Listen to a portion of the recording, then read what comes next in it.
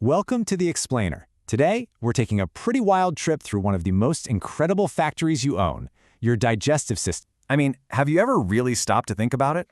How does that sandwich you grabbed for lunch, actually become, well, you? How does it turn into the energy you need to think, to move, to even grow? Well, it turns out it's all thanks to this incredible, winding journey. And I'm not exaggerating. We're talking about a path that's nearly 30 feet long. It's an amazing process that turns food into fuel. And yep, we're going to follow it every single step of the way. Okay, so first things first, what's the actual mission here? What's the whole point of digestion anyway? So think about it like this. The food you eat, it's way too big and complicated for your body to use straight out of the box. Digestion is basically the process of breaking it all down into tiny, water-soluble bits that your blood can actually pick up and use. That's how we get all the good stuff. The energy, the building blocks for growth and repair, out of our food. Now, to get this job done, your body has this awesome two-part strategy. You've got the physical work, we call that mechanical digestion. That's all the chewing, the mixing, the muscular squeezing that pushes everything along. And then you have the chemical work, chemical digestion, which is like a specialized toolkit of saliva, acid, and enzymes that just completely dismantle food at a molecular level. So what's it all breaking down into? Well, these are the big three. Proteins get broken down into their basic building blocks, amino acids. Fats, they become fatty acids. And all those complex carbs are turned into simple sugars. These are the tiny, super useful pieces your body is actually looking for. All right, let's get this journey started. First stop, the mouth and the esophagus. You know, the whole thing kicks off the second you take a bite. The chewing, that's the obvious mechanical part. But what's really wild is that the chemical digestion starts instantly too.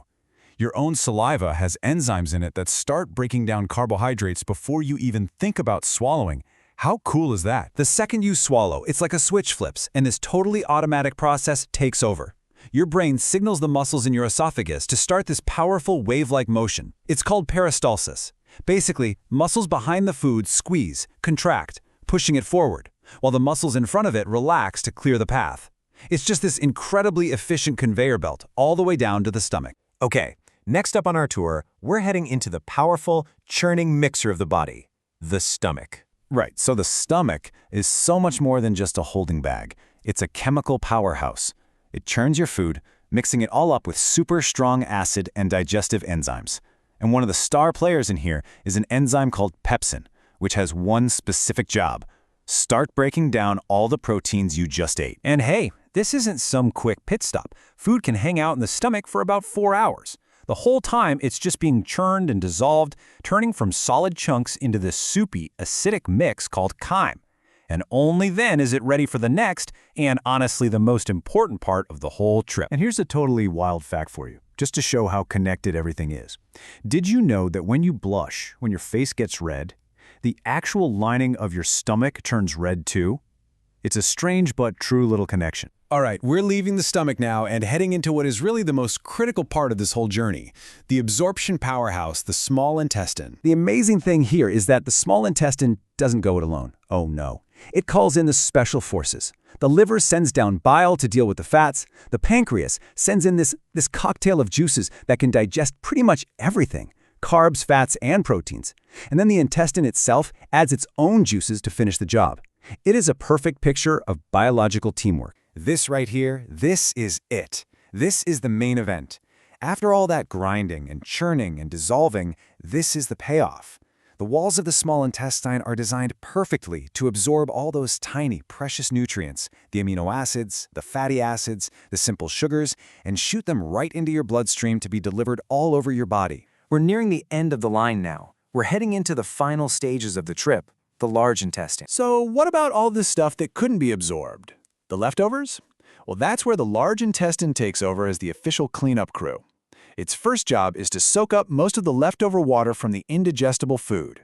It also gets a ton of help from trillions of friendly bacteria, your gut microbiome, that break down what's left. And finally, it packs up all the waste products, getting them ready to be shipped out of the body. And you might think the large intestine is just about, waste management, but it has another surprise role. It actually produces antibodies that help boost your entire immune system. It's just an incredible reminder of how your gut health is directly tied to your body's ability to stay healthy. And so, there you have it.